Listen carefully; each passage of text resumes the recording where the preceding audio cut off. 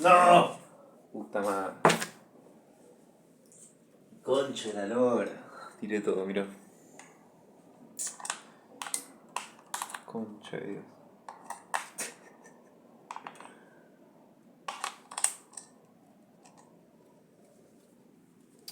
A ver. Ahí está.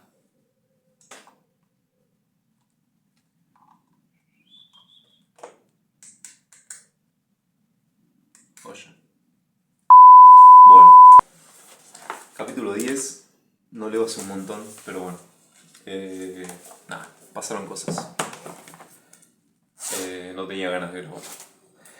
Y. Me compré un micrófono.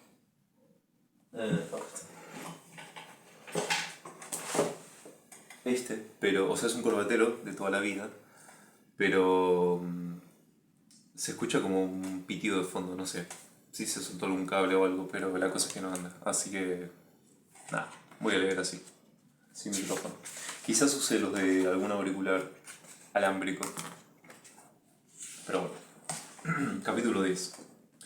No recuerdo todo, dijo Elijah. Genial, comentó Nathan. Dos fuentes internas y ambas están arruinadas. Silencio, advirtió Ostler. Estábamos sentados en la estación de policía, observando a Elijah a través de un vidrio espejado. Él estaba solo en la sala de interrogación, esposado de manos y pies y encadenado a un gancho en el suelo. Voluntario o no, aún no se había ganado la confianza de nadie. Las cámaras y grabadoras de voz habían sido desactivadas, a pedido de Ostler. Nada de lo que dijéramos sería grabado. Ostler presionó el botón del micrófono e hizo nuestra primera pregunta. Háblanos de Rose Chapman. Ella es un error. Hago lo posible para evitar tener contacto con las personas en mis recuerdos, pero esta es una ciudad pequeña. La primera vez que la vi fue por accidente, y fue... cerrar los ojos. Fue tan duro, no es excusa, pero tienen que entenderlo. Tengo cada recuerdo de ella que haya tenido su esposo. No podía evitar amarla. Podría haberme mantenido alejado, pero cuando Guidry apareció, supe que la ciudad se iba a volver más peligrosa y me convencí de que tenía que protegerla. La volví a ver, intencionalmente esta vez, y Guidry lo descubrió. En la reunión para el manejo del dolor, dijo Ostler. Él quería que me uniera a su guerra, asintió, y cuando me negué buscó la forma de convencerme. Me siguió a la reunión, vio mi conexión con Rose y la secuestró. La historia de Rose la contó a la policía. La historia que Rose le contó a la policía lo corrobora, afirmó Diana. Gracias, señor Sexton, o deberíamos llamarlo Mesara, preguntó Ostler presionando el botón del micrófono otra vez. Él levantó la vista sorprendido, pero volvió a relajarse en la silla. Supongo que no debería sorprenderme que conozcan ese nombre. ¿Quién es su informante? Solo háblenos de usted, respondió Ostler. Elijah suspiró y asintió. Me llaman Mesara, aunque no creo que sea mi nombre original. Creo que somos más antiguos. Mi memoria se debilita sin tener una fuente constante de nuevos recuerdos y, con los años, la he perdido muchas veces. Perdí mucho de lo que solía ser, mucho de eso, debo admitir. Fue intencional. He hecho muchas cosas que fui feliz de olvidar. El detective Scott se nos había unido para escuchar. Su opinión acerca de nuestras extrañas historias sobre el coco había cambiado un poco por el árbol con forma humana que había herido a 4 de sus hombres antes de convertirse en lobo. 2 de ellos estaban en condiciones críticas, pero ninguno había muerto, aún. Comenzó en una ciudad, creo, empezó Elijah. Éramos casi todos los de la misma ciudad, aunque había algunos de otros lugares cerca del valle. Rack y Ren fueron quienes nos los presentaron. No recuerdo de dónde la sacaron, y cuando diga la, no me refiero a una cosa, sino a una idea. Vida eterna. Podíamos convertirnos en mucho más de lo que éramos. Podíamos ser dioses. ¿Son humanos?, preguntó Diana. Al menos al principio lo eran, respondió Ostler. Nathan tomaba notas a una velocidad furiosa. Sus dedos golpeaban el teclado de la notebook. El tubo de oxígeno de potasio emitía un pitido. Me recordaba a Darth Vader. Elijah comenzó a dibujar algo con su dedo sobre la mesa, así que me estiré para verlo. No parecía seguir ningún patrón, más bien parecía un tic nervioso. Había un ritual, supongo, continuó. No recuerdo los detalles, pero creo que es de esperarse. Teníamos que renunciar a algo, algo profundo, alguna parte de nosotros que definiera quiénes éramos. Era una forma de renunciar a la condición humana, supongo. Así podíamos pasar de ser algo más grande. Pero esa puede ser mi propia opinión de eso, después de que ocurrió. Es difícil reconocer mis propias motivaciones tras 10.000 años. Rack dijo que lo único que perderíamos eran los límites que nos retenían. Creo que le creí, ¿por qué otro motivo hubiera elegido deshacerme de mis recuerdos? Su expresión se oscureció. Me pregunté muchas veces qué cosas horribles habré atravesado que me hayan hecho pensar que olvidar todo sería un alivio. No era más que un niño tonto, supongo. Probablemente sería uno de los mayores de la ciudad. Para ser honesto, si piensan en la expectativa de vida que deberíamos de tener en ese entonces, pero aún así, un niño, en comparación, 10.000 años es un tiempo largo como para pensar en tus propias decisiones. No me llevó mucho tiempo reemplazar lo que fuera que haya querido olvidar por miles de nuevas experiencias igual de terribles, muchas peores. La raza humana es realmente malvada. Hizo una pausa, e inimaginablemente buena. Lo observé mientras hablaba, intentando leer su expresión, intentando encontrar en él algún rastro de Crowley, de nadie o de Mary Gardner. ¿Quiénes eran en realidad? En sus comienzos, si tuvieron uno, ¿quiénes fueron? No recuerdo cuál era la ciudad, continuó. Había una montaña cerca, aunque sé que eso no es lo de mucha ayuda. Aunque sé que eso no es de mucha ayuda. Fui hacia el oeste, creo, pero eventualmente estuve en todos lados. He vivido en todo el mundo. Ahora vivo aquí porque es tranquilo y porque tengo una fuente estable de recuerdos que puedo usar sin lastimar a nadie. Se quedó en silencio repentinamente, a excepción de... Se detuvo una vez más, como si estuviera manteniendo una guerra consigo mismo acerca de cómo decir lo que seguía, o si debía decirlo o no. Me pregunté qué era lo que le costaba confesar. Ya sabíamos sobre Merrill Evans, pero cuando finalmente habló, hizo una pregunta. ¿Cómo está Rosie? Rosie. Oster miró a Trujillo. Luego se inclinó y presionó un botón. Ella está bien. ¿Ella sabe sobre mí? Había dolor en su rostro. No, no lo sabe, respondió Ostler. Ha hablado con la policía y con un terapeuta, y está a salvo en su casa. Gracias por eso. Se acomodó en su silla, cabizbajo, lucía deshecho, como si la vida se hubiera escurrido en su cuerpo. Pregúntale sobre el cazador, dije. ¿Puedes decirnos algo sobre el caníbal? Preguntó Ostler, presionando el botón una vez más. No sé nada de él, respondió Laisha. Tienes la fotografía frente a ti. ¿Alguna te resulta familiar? Elijah suspiró y se inclinó hacia el frente para ver las imágenes. Este definitivamente no es uno de los tres que vinieron a verme. Isan, no sé, dice I.H. San. Bueno, Isan, de su huella a sus víctimas. Iba a desollar a Ted anoche, si no lo hubieran detenido. ¿Quién es Ted? Preguntó Ostler en el micrófono. Lo siento, Jacob, respondió Leisha, negando con la cabeza. Jacob Carl. Olvidó su nombre todo el tiempo. Olvido su nombre todo el tiempo. ¿Cuánto dura tu memoria antes de que tengas que absorberla de otra persona?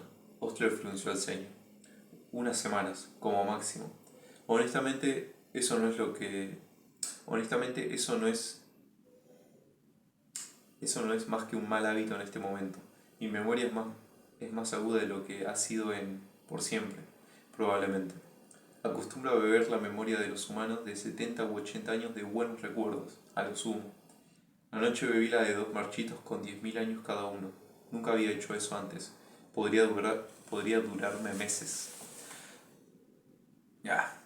Entonces, ¿por qué no puedes recordar al caníbal? Preguntó Diana. Creería que ese tipo de cosas se fijan en la memoria. Pregúntale por el cazador, insistí. Usa ese nombre, a ver si significa algo para él. Ostler sintió y volvió a presionar el botón. ¿Conoces algún marchito que se llame a sí mismo el cazador? No lo creo. Tal vez el nombre cazador como primer nombre o apellido o parte de un alias. No que puedas recordar, respondió negando con la cabeza. Pregúntale por antiguos cazadores, entonces. 10.000 años atrás su sociedad debía tener cazadores, ¿no es así? ¿Había alguien en un grupo que se dedicara a la caza? Ostler le transmitió la pregunta, pero Leia seguía negando con la cabeza. Lo lamento, no puedo recordarlo.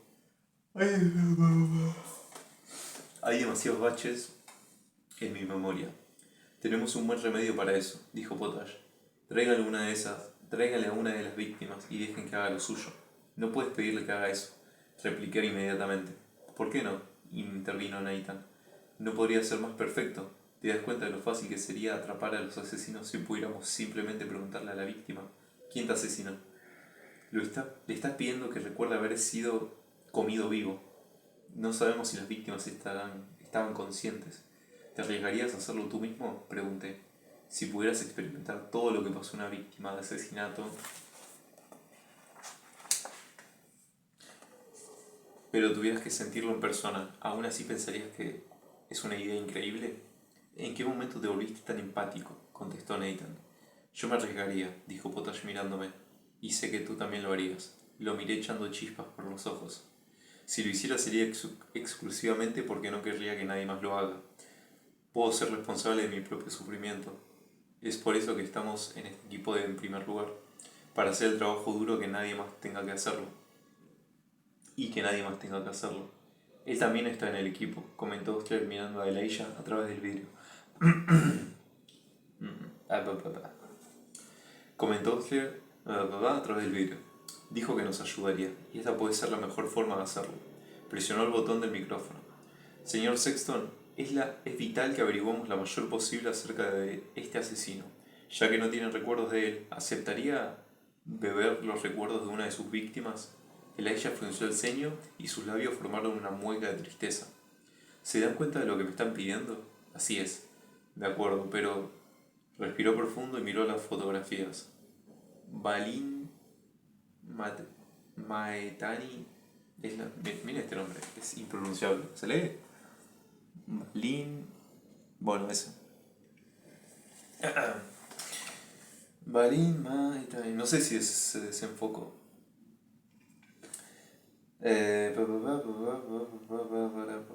Bueno, Balin es la más reciente, lo es. ¿Es un problema? Tienen que estar frescos, respondió Leia. 24 horas como máximo. Lo que aún funciona en mentes muertas. Los recuerdos comienzan a deteriorarse, podría decirse.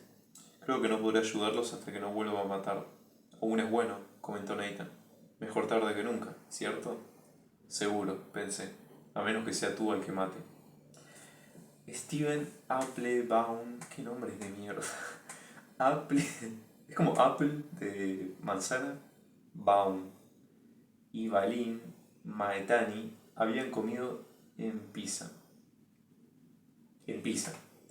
Habían comido en Pisa.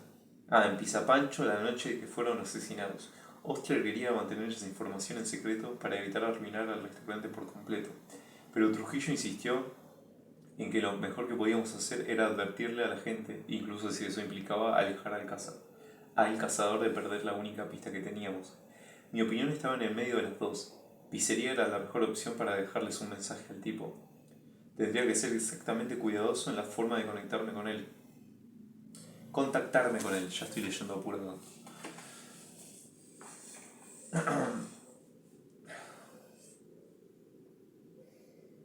Me perdí.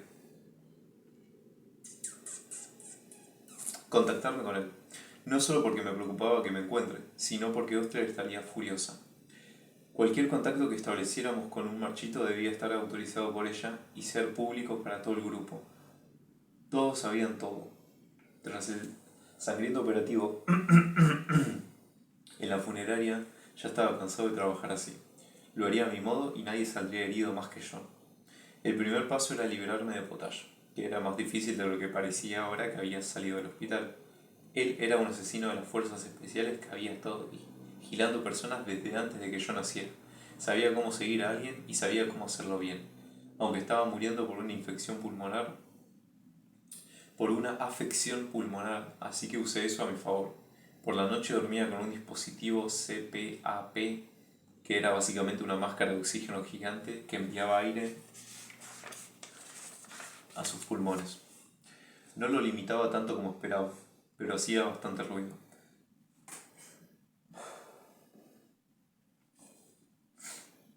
Dormido, con eso puesto y la puerta de mi habitación cerrada, apenas podría escucharme. La primera noche luego de que interrogamos a Leia, permanecí despierto leyendo y esperé a que se quedara dormido. Alrededor de las 2 de la madrugada me escabullí por la ventana, me deslicé por un poste de luz y escapé en la oscuridad. Me gustaba más esa hora de la noche. En una gran ciudad aún habría mucho movimiento hasta entrada la mañana. Clubes nocturnos, fiestas o quién sabe qué. Pero en una ciudad pequeña como en la que había crecido y en una incluso más chica como Fort Blues, todo el mundo estaba durmiendo. Los bares ya estaban cerrados y las tiendas que abrían temprano aún no lo habían hecho. Vi algunos autos, pero todos distantes y solo por un momento. El mundo estaba vacío y en silencio, y era todo mío. Tenía algunas horas por delante antes de que abriera la tienda de segunda mano, el primer paso de mi plan. Así que fui a White Flower y observé la ventana de Brooke. Ella estaba en el tercer piso.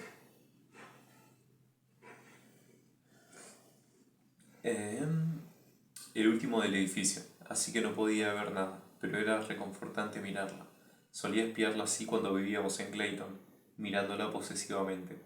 Esta vez era diferente. No tenía que soñar con que ella pensara en mí o me deseara, porque yo ya lo hacía en la vida real. Yo era realmente su protector y mis razones no eran aterrorizantes, sino loables.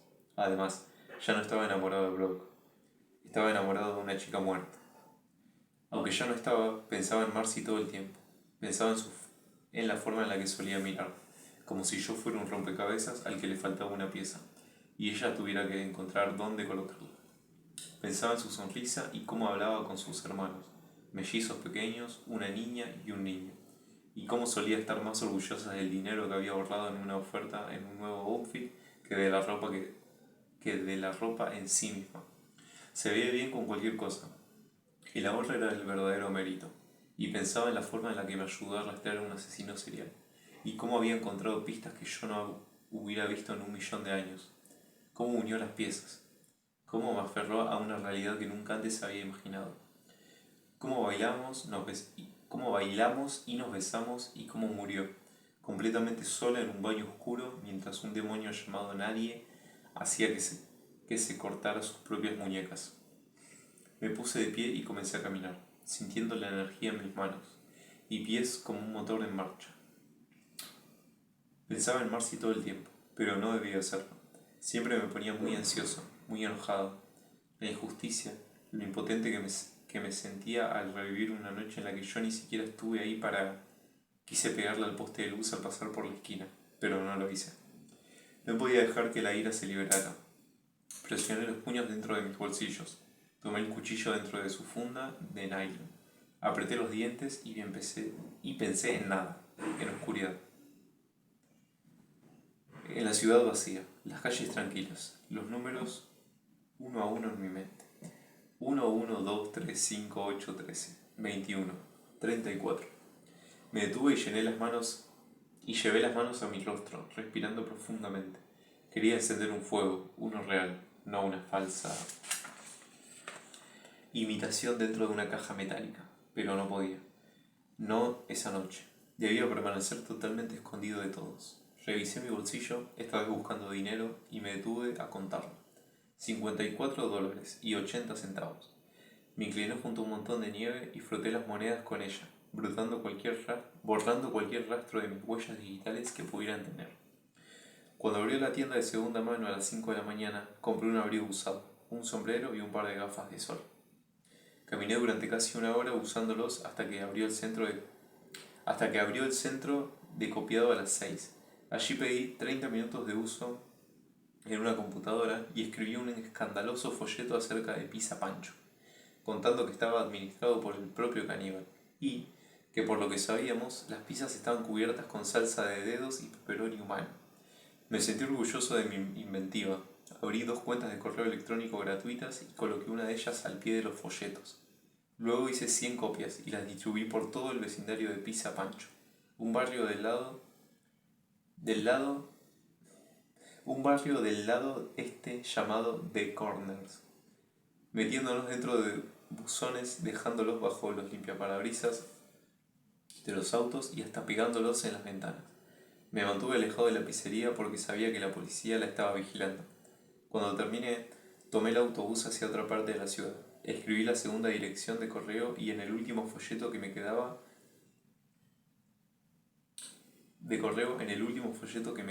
y lo enterré bajo un árbol pequeño de un tranquilo barrio residencial.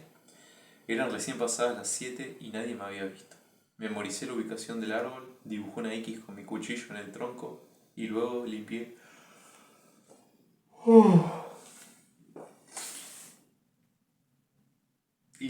la saliva de la hoja. Caminé 4 calles para tomar otro autobús. Me dirigí al extremo de la ciudad y deseché mi ropa nueva en un cesto de donaciones. Tomé un autobús diferente para regresar. Nadie había visto mi rostro y nada de lo que había tocado tenía mis huellas. Nadie podría descubrir que los folletos tenían algo que ver conmigo.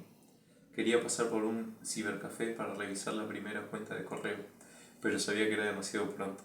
Incluso si el cazador hubiera visto los folletos y hubiera descifrado el mensaje, nada garantizaba que enviaría un email, aunque era listo y meticuloso. Así que probablemente lo haría. Probablemente. Tenía que esperar a que él leyera el folleto, descubriera de qué se trataba y decidiera escribirme antes que Oscar también lo hiciera y cerrara la casilla de email. O peor, que lo controlara remotamente. Ante cualquiera de esas posibilidades, nuestra comunicación tenía que pasar inmediatamente a otro plano. Para eso estaba la segunda cuenta. Podía darle a el cazador la ubicación del árbol y, siempre que él llegara primero, no quedaría evidencia para quien quiera que pudiera estar siguiéndolo. Así tendríamos una conversación en privado sin que nadie más lo supiera. Pero primero teníamos que esperar. Primero tenía que esperar. Se me estaban congelando las manos. ¿Sabes? Un frío en esta habitación. Tremendo. Primero tenía que esperar. Ya casi eran las 8 de la mañana, casi la hora en la que White Flower abría. Usé el dinero que me quedaba para otro autobús y caminé las últimas calles hasta la casa de reposo. Fui el segundo en llegar a la puerta. Potash estaba esperándome. ¿Una mañana ocupada? ¿Sabes cómo es?, dije mientras me sentaba en un sofá frente al suyo en el lobby. El carpeno se bien a sí mismo. Capaz es una referencia a un capítulo anterior, pero como no leo hace semanas, no me acuerdo nada. Sí, lo has dicho al revés. El EPRAC, no sé, es muy difícil decirlo. ¿Estás seguro? Potash no se rió, no suspiró ni puso los ojos en blanco. Simplemente me observó. Yo me apoyaba en una serie específica de expresiones faciales para descubrir lo que las personas sentían.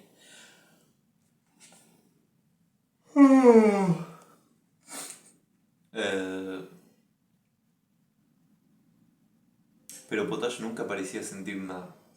Comí un bollo de salchicha de camino. 3, en realidad. Son baratos. Bien por ti, no sabía a dónde quería llegar con eso. Solo para que sepas que no los comí en el apartamento, como tú deseas. Ajá. Gracias. Aún no estaba seguro de qué estábamos hablando. ¿De qué estábamos hablando? Cualquier otro miembro de... Cualquier otro miembro del equipo estaría respondiéndome por mi insubordinación en este momento. Insubordinación. Ni idea qué es.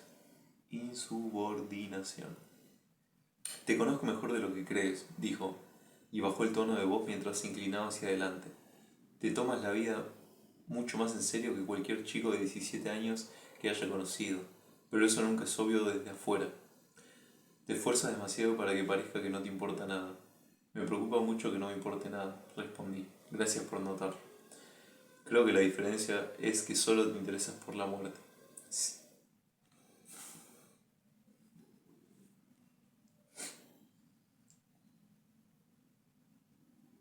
Creo que la diferencia es que solo te interesas por la muerte. Si algo puede matarte o alguien que conozcas, te lo tomas en serio. Con todo lo demás, finges que no tiene importancia. Es momento de que me tomes en serio. Eso sonó totalmente como una amenaza y sentí que mi garganta se cerraba de los nervios. Desvié la conversación sin pensarlo. ¿Alguien necesita un abrazo? Él puso una mano sobre la mesa de café, en medio de las dos, la palma hacia abajo, los dedos relajados, junto Juro que ningún movimiento de una mano en la historia ha sido más amenazante. Una mano sobre la mesa del café, en medio de las dos. La palma hacia abajo, los dedos relajados. Me tomarás en serio porque puedo matarte, y lo haré. Eres un sociópata asesino y he visto lo que eres capaz de hacer. Te toleramos en este equipo porque eres bueno en lo que haces, pero no eres el único que puede hacerlo. Yo no comparto cualquier tipo de lazo maternal que Ostler tenía por ti, que Ostler sienta por ti. No me afectan los conflictos éticos que inhiben el comportamiento de los demás. Si te considero una amenaza para el equipo o para alguien más, te mataré y no lo verás llegar. En ese momento se me ocurrió que Potash probablemente habría matado a más personas, de cerca y en persona, que cualquier criminal al que hubiera estudiado. Muchos psicólogos consideran que los sicarios son asesinos seriales. ¿Por qué no los que trabajan para el gobierno? Gracias por hacérmelo saber, asentí lentamente. Supongo que estarás aquí para hablar con Broker, dijo, poniéndose de pie y caminando hasta el elevador. Vamos a saludarla antes de ir a la estación. Me levanté y lo seguí, sin decir nada. Llevaba 2 listas en mi mente, una de enemigos y una de todos los demás. No tenía una lista de amigos, solo de personas que no podía lastimar y una de personas que sí. Potash acababa de cambiar la lista.